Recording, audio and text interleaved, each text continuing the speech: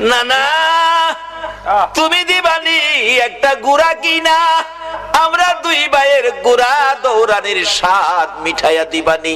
আবু বকর ডাকতেছেন, উমর তুমি কি দেখেছো? উমর বলেন, আমি মসজিদে নববীর বারিন্দার পাশে দাঁড়িয়েছিলাম, আমি দেখি আমার নবী নাতি দইকে খুশি করার জন্য বারিন্দায় হামাগুড়ি দিলে গুড়ার মতো হইলে দুই ভাই নবীজির পিঠ মুবারকে চড়ে বসছে। আমার নবী গুড়ার মতো অভিনয় করে এদিকে যায় ওদিকে যায়, আবার ডাকতেছে, হাসাইন হুসাইন বলো তোমাদের গুড়া দৌড়াইবার স্বাদ মিটছিনি? আবু বকর আমি উমর দেখেছি, মুস্কি মুস্কি হাসতেছিলাম এই ঘটনা দেখে। আমার নবী প্রশ্ন করে, এরে উমর হাসতেছো কেন? হুজুর হাসি কি ভাগ্য হাসাইন হুসাইন কত দামি ঘোড়ার উপর সওয়ার হয়েছে। আমার নবী চোখের পানি ছেড়ে দিলেন, এরে ওমর শুধু দামি ঘোড়াটাই দেখলা তুমি, যারা ঘোড়ার পৃষ্ঠে বসেছে তারা কত দামি তুমি দেখলা না? আমার নবী এত আদর করতেন হাসাইন আর হুসাইনকে। এমনি সময় উমর ফারুক ডাকতেছে, আমি দেখেছি নবী দুই নাতির দুই গালে চুমাইতেছে। খুশি হইছো নি নাতি? তোমরা দুইজন ঘোড়া দৌড়ানোর স্বাদ মিটছেনি? ও আবু বকর আমার মন কয় এই দুই নাতি হাসাইন হুসাইন যদি না না না না কইয়া ডাকে রে, আমার নবী সব ভুলে যাবে। না না না ডাকে জবাব দিয়ে মাথা উঠাবেন।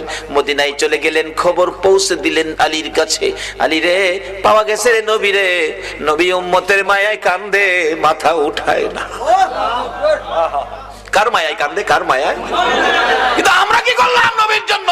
আমরা কি করলাম? আজকে আজ থেকে একটা আদর্শ বাড়িতে নেন, তাহলে নবীর কান্না সার্থক, আমাদের জীবন ধন্য।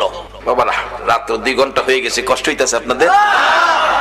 মাপ পাবেন কিভাবে? স্বপ্ন দেখবেন কিভাবে? এটাই হবে আমার শেষ কথা, যাইতেছি পিছনে। দুইজন খুশি করার জন্য নবী এই অভিনয়টুকু করেছেন। ওমর বলেন, এই দুইজনে ডাকলে শুনবো। হযরত আলী বাড়ির ভিতরে খবর দিলেন, ফাতেমা 3 দিন পর্যন্ত কাঁদছো, আর কাঁদতে হবে না। খবর পাইছো? বাবারে পাওয়া গেছে। হাসাইন হুসাইন না গেলে আসবে না, উম্মতের জন্য নবী কাঁদতেছে। মা ফাতেমা 2টা সন্তান লইয়া গো বাবার মাতার পাশে হাজির। ফাতেমা 2টা হাত বাড়াইছে, মাবুদ গো আমার এতিম বাবা আর কত কাঁদবে উম্মতের জন্য। বাবা কাঁদতে হবে না, উম্মতের ব্যথায় 3 দিন পর্যন্ত কাঁদলা গো বাবা। আমি ফাতেমা রে ও তুমি বুইলা গেছো গো। সমস্ত পৃথিবীর মানুষ বলতে পারো গো বাবা, আমি ফাতেমারে তো ভুলার কথা না গো বাবা। বাবা গো উম্মতের মায়াই বুঝি ফাতেমার কথাও ভুলে গেছো বাবা, আর কাঁদতে হবে না। আমি ফাতেমা কথা দিলাম আপনার উম্মতের জন্য, আমি ফাতেমার তামাম জিন্দেগির নেকি আমি দান করে দিলাম। রে মা বোনেরা, তোমাদের জান্নাতি মহিলাদের সর্দারিনী জীবনের সব নেকি যদি তোমার আমার জন্য দান করে, এই ফাতেমার জীবনী কিনা গড়ে নেওয়া মহিলাদের দরকার আছে কিনা? এটা নিত না তো। নিব ভট্টাচার্যের লেখা উপন্যাস। মিথ্যা বলছি? শিক্ষিত শিক্ষিতা যুবক যুবতী, যুবকদের রুমে ঢুকলে এই কিসিমের কিছু ভয় পাওয়া যায়। একটা যুবক রুমে আমাকে থাকতে দিল এক মাহফিলে, বালিশের কোণার নিচে দিয়ে একটা বইয়ের কোণা বাহির হয়ে রয়েছে।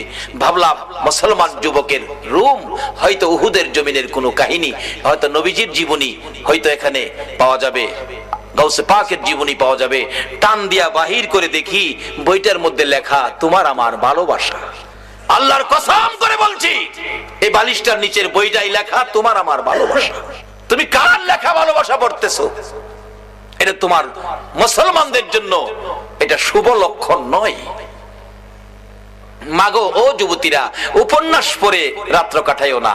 কোন কোন যুবতী মহিলা ফজর আযান পড়ে এটা উপন্যাস পড়ে, এটার কপালও কি আছে আল্লাহই জানে। যদি রাত্র কাটাইতে হয় কিছু পড়ে ফাতেমার জীবনী পড়ে বইটা ফাতেমার জীবনীটা পড়ে রাত্র কাটাও। কাল কিয়ামতে খাতুনে জান্নাত ফাতেমাতুজ জাহরার সাথে তোমার হাসর হয়ে যাবে। না হয় পবিত্র কোরআন শরীফ পড়ে রাত্র কাটাও, তোমার জীবন ধন্য হয়ে যাবে।